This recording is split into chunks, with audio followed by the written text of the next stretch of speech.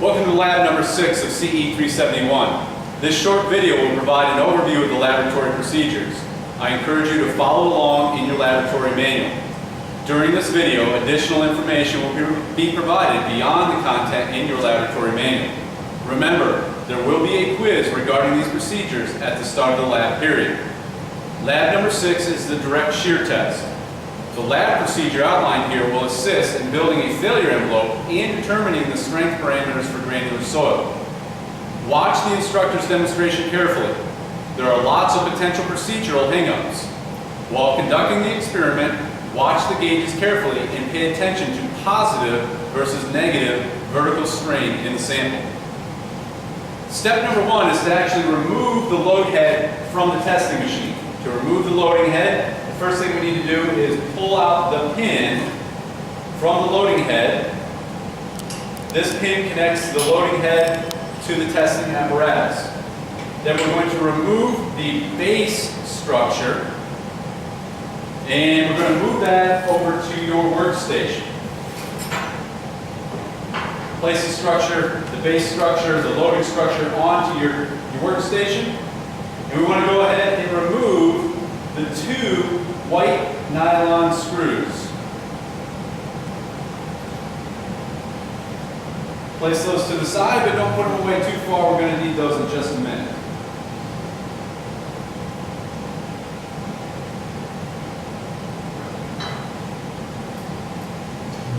So now that we've removed the nylon screws, we can pull up the upper portion or upper half of the loading head. At this point, what we want to do is we want to verify that the 4 small green screws are flush with the base of the loading head. If they're not flush, we can use the Allen wrench provided with this particular testing apparatus. Insert the Allen wrench from above, give it a clockwise turn to advance the screw, counterclockwise to pull it back.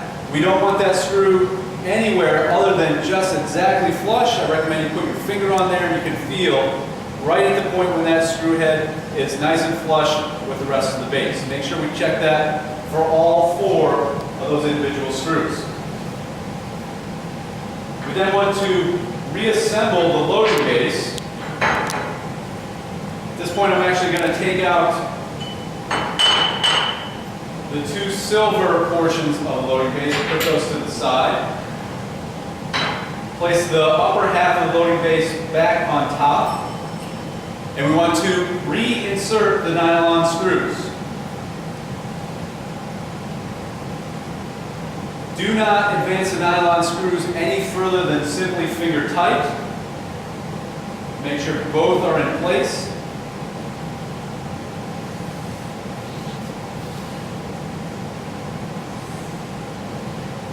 Now we want to take the bottom plate, which is the thin plate, and we want to install that in the loading head, or the loading base here, with the grooves facing upwards. Make sure all the grooves are facing upwards on this plate, and we also want to make sure that these grooves are located in a direction that is perpendicular to the direction of travel for the direct shear test. The direction of travel for the direct shear test is along the long axis of the loading head. So we want to make sure that our base plate is installed into the bottom with those grooves perpendicular to the direction of the long travel.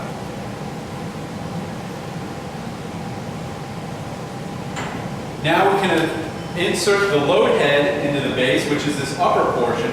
For right now, it doesn't matter which direction the grooves on the loading head are located. Simply lower that in there. We want to determine the total weight of the loading base. Be sure that your nylon screws are included at this point, and be sure that both of those silver portions are also located inside. Use the large scale to determine the weight. Record that information. Now, we want to measure the inside diameter of the loading base. Use your calipers. Make sure you're using the proper side of the calipers to determine inside diameter of the loading base.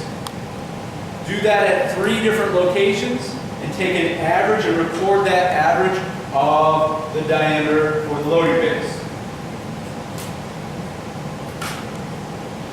Now we want to set the entire load assembly into the direct shear machine.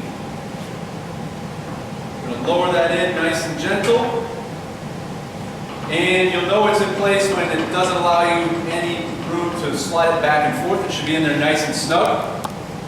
We want to reinsert the load transfer pin. Make sure the pin's in place. And now we want to measure what is the initial height from a reference point. The reference point that I recommend use is to take the bar at your workstation, place the bar across this flat portion of the loading base, and then measure down from that bar using your calipers. Again, remember your calipers can be extended to allow us to measure a distance, and the distance is actually measured from the bottom of the caliper to the end of the extension on the caliper. Now we're going to measure from our reference point, again this metal bar placed on top of this portion of the loading base, from that location down to the center of the divot in the top of the silver portion. Make sure you're measuring to the center of that. There is a smooth divot at the bottom of that. You want to measure to the absolute bottom of that divot. Make sure you record that information. That's going to be considered our initial height.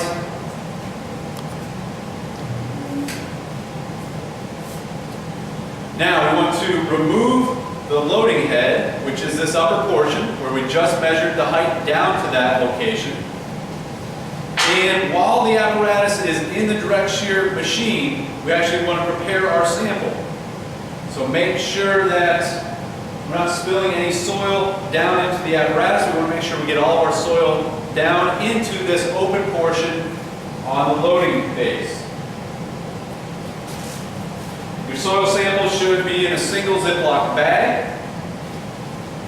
Recommend you use a teaspoon to transfer the soil from the bag down into the loading base. Ultimately, we're going to prepare this sample using 2 layers, 2 lifts. Each lift is going to be compacted. We're going to use the small hammer provided, and we want to drop this hammer roughly from a height of 3 inches. Again, this is not exact as far as the height of the drop. We're not necessarily concerned about the weight of the hammer. This is a standardized hammer. Everybody that does a direct shear test does the same process. Roughly a 3-inch drop is sufficient. So on the first layer, 25 drops from a height of 3 inches. Make sure you're moving the hammer around.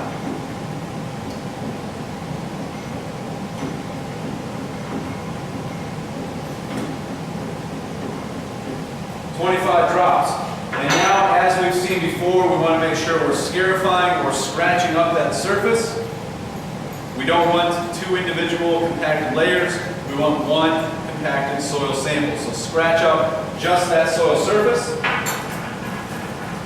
Add your second layer. The second layer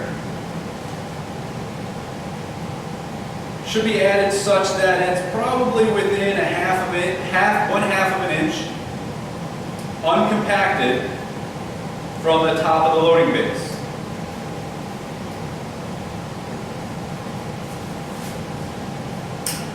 Close up the Ziploc bag between tests.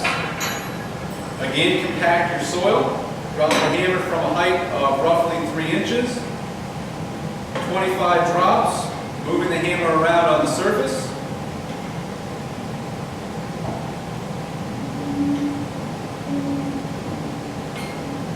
And we should have a nice smooth surface there when our final layer is compacted. It's critical that after we've compacted our second layer, we not be able to see an interface line between the top and the bottom portions of the loading base. So we should not be able to look inside here and see that interface line. If we do, we've not compacted a thick enough sample and we're not actually going to measure the direct shear strength associated with this soil. So after compaction, ensure that we're not seeing that line. Now we want to replace the loading head back on top of the soil sample. At this point, it is critical to again make sure that the grooves in the loading head are located such that they are perpendicular to the direction of travel. Direction of travel is along the long axis of the machine now, so make sure that your lines are perpendicular when we place the loading head back in there. Use your hammer to give the top of the loading head just a couple of light taps to seat it downwards. Now we want to again measure the distance from our reference point. And again, that reference point was this bar placed across the flat portion of the loading base. And we want to again measure down from that reference point down to the center of the divot on that loading head. Now the difference between the original and this new distance is the height of the sample. Make sure you record that information on your data sheet.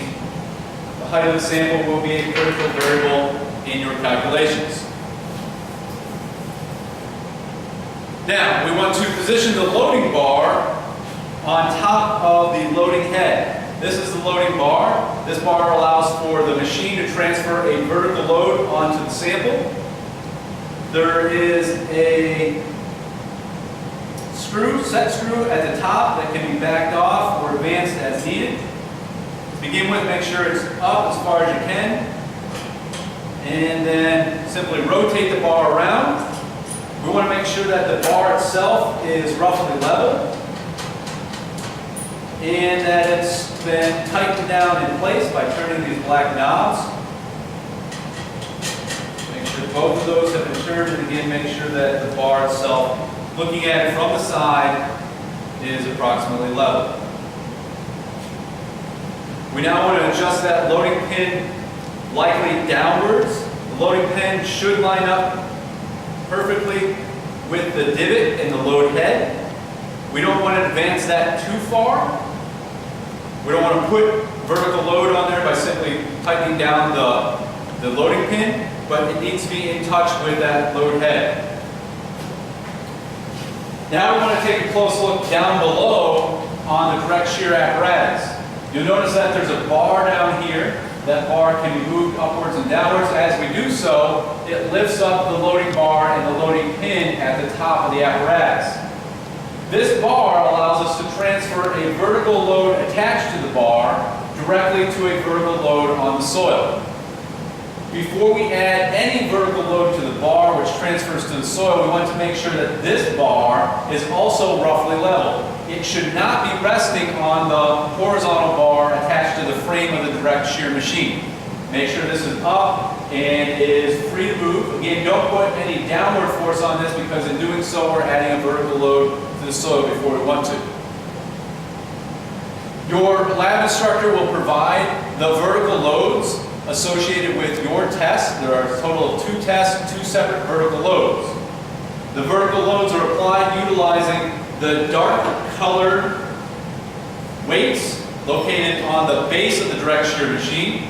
Make sure you read the label on there. The number should be in terms of tons per square foot.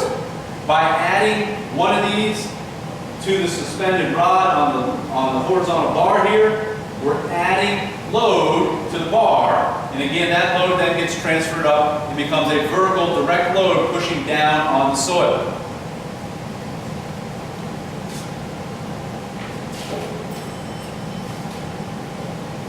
After we've added the recommended or the required vertical load, we want to at this point remove the 2 white nylon screws.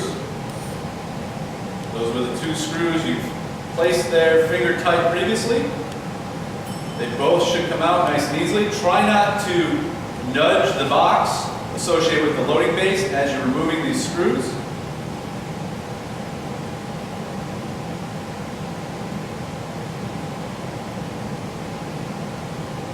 Make sure you remove both screws place them off to the side.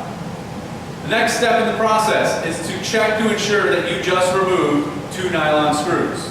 That may seem redundant, but if we were to leave those screws in place, rather than measuring the shear strength of the soil, we'd be measuring what is the shear capacity of a nylon screw. That is not the intent of this lab. Please make sure that those nylon screws, both of the nylon screws, have been removed from the loading base. Now, while applying a downward pressure to the base, what we want to do is to use the Allen wrench to create some separation between the upper portion and the lower portion of the loading base. Remember, our first step of the process is to make sure that those Allen screws were flush with the bottom of the top half of the loading base. Now we want to actually create some separation so we don't have metal on metal. Instead, all we've got is a small amount of Allen screw pushing upwards, which reduces that contact surface between the upper and lower portion. To create that interface, that space between the upper and lower portions of the loading base, insert the Allen wrench, make sure it drops down in there, and what we're going to do is we're going to give the Allen wrench a 1/4 of a turn on all 4 of the screws. 1/4 of a turn is all we need. Anything more than that is too much. Anything less is not enough. So turn that a 1/4 of a turn. At this point, you should be able to look closely and visually see a separation between the upper and lower portions of the loading base. Now we want to rotate around our upper dial gauge. This dial gauge should be set such that the distance to where the dial gauge is located allows for the plunger on the dial gauge to sit directly on top of the loading pin. We also want to make sure that this dial gauge here is in contact with the box associated with the direct shear machine. These 2 dial gauges are going to allow us to measure any horizontal displacement on this load gauge and any vertical displacement on this load gauge. Now, for this load gauge, it is possible that our sample may either get higher, may increase in height, in which case the plunger would move upwards. It's also possible that the sample would get shorter or get a smaller height, allowing the plunger to drop down. We need to make sure that we've got sufficient travel in the vertical direction on this plunger to accommodate either upwards or downwards movement. If we don't have enough, we can adjust the height of this bar to adjust the location of the plunger associated with that dial gauge. We want to take a look at these dial gauges and zero them out. Just like prior laboratory experiments, you can simply loosen the nut around the outside, turn the numbers such that the 0 lines up with the needle,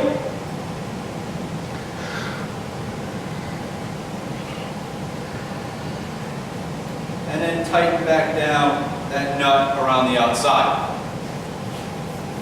At this point, we want to zero out or tear the machine. To tear the machine, we're going to push down on the tear button, and we need to continuously hold that button down until we've gotten to a 0.0 on the readings on this particular machine. This can take some time. Be patient with the process. Keep the button pushed down until we reach 0.0. In the interest of saving time on this demonstration of the video, we're going to assume it zeroed itself out and that we're reading the 0.0 on that, at which point we can release the button for the tear. Now we need to initiate the test.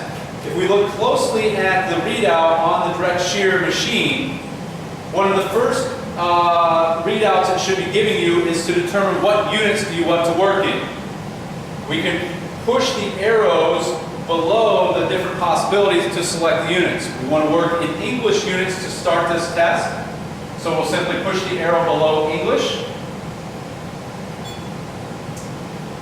The next step is to verify the speed and verify that that speed is reading as 0.05 inches per minute. That's the speed at which the machine is going to shear the soil sample. This should already be set at 0.05 inch per minute. If your machine reads out anything other than that, call over either your instructor or the lab technician, and we'll get that changed for you. So once we're at that, we can hit enter to confirm that we're okay with the speed. Now we want to select the type of test. We're going to do a direct shear test. This testing apparatus also has the ability to do what's known as a residual shear test. We're going to select direct shear. Now, the next step in this process is to push the test button. However, do not push the test button until you and your lab partners are ready to collect the data. The data collected on the data sheets is going to come from 2 locations. Actually, multiple locations, 3 locations. We're going to be looking at the horizontal displacement, the vertical displacement, and the shear load simultaneously. So in this case, having 2 to 3 lab partners is a real benefit in this particular experiment. Make sure that you've got your data sheets prepared. Make sure everybody knows which item they're reading and where it gets recorded on the data sheet. If we push test, the test initiates. There's nothing more we need to do at this point other than taking those readings. Again, make sure everybody is prepared before we push the test button. We're going to record vertical displacement on your data sheet and the shear load, and the horizontal displacement or shear deformation on the data sheets for consecutive load readings. So when the shear load on this readout reaches the point on your data sheet associated with particular recommended readings, make sure you're reading both the vertical displacement and the horizontal displacement. We're going to continue that test until we get a total of 4 consecutive decreasing loads. This load will continuously increase up until failure, and when we reach failure, we're now going to see this load start to come back down. When you've got 4 consecutive decreasing loads recorded on your data sheet, we can terminate the test. Assuming at this point we're ready to go, we tell it to start. And again, we notice that the shear load continues to increase. When we're at particular numbers, we want to call out readings for both the vertical and horizontal displacement. We should see movement in both of these dial gauges, perhaps more in one than the other. When we've reached the point where we've got 4 consecutive decreasing loads, we can push the stop to stop or terminate the test. We can reset the apparatus. We don't want to start to remove the soil sample at this point. We want to reset the apparatus by using the jog feature. You'll notice that on the readout here, we've got the option to perform a jog. And what we want to do is it gives you the option to jog in 2 different directions. What you want to do is you want to jog in the direction required to take the horizontal displacement dial gauge back to its 0 position. If you push the wrong button, it's no big deal. Simply release it and push the opposite one until the point that you see the needle on the dial gauge going back to 0. Continue that up until the point that the dial actually reads 0 and then release the button. At this point,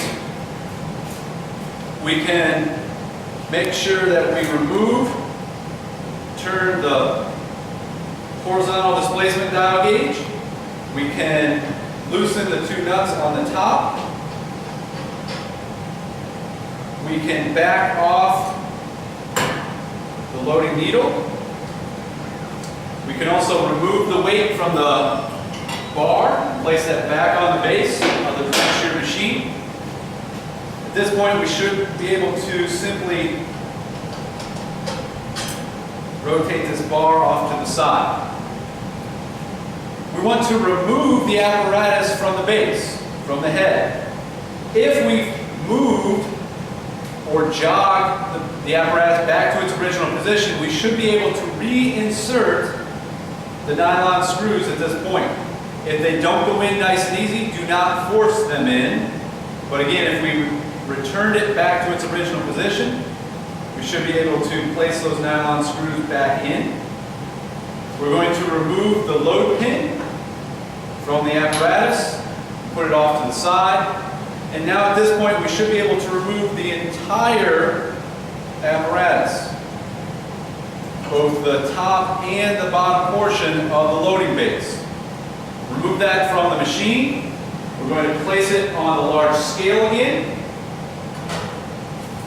and take a reading. Again, at this point, make sure that we've included the nylon screws. If they did not come back in nice and easy and we had to remove the base by hand, make sure your nylon screws are on the scale as well. At this point, we have determined by subtracting out the original weight of the loading base from this new weight, we can determine what's the weight of the soil inside the loading base. Knowing the volume and the weight of the soil, we can calculate the moist weight of that soil. You want to verify that number with your instructor. Go ahead then at that point, clean out the loading base. Make sure you get any extraneous soil removed. Any of the extra soil can go into the dog bowl at your workstation. And then we're going to repeat this test, going back to the original steps. Repeat the test using a second soil sample from the Ziploc bag. And report all your load test information to the instructor. Verify that before you leave. It's worth noting that in this test, we're not actually performing a moisture content test. It's not a critical aspect associated with the direct shear. At this point, you've completed the direct shear test after completing the second load. Before departing the lab, ensure that your data sheets are completely filled out. Clean up the soil located on the floor around your workstation. Make sure you wash down the tables at your workstation. And then check in with your instructor one more time before departing the lab. That completes Lab 6, the direct shear test for CE371.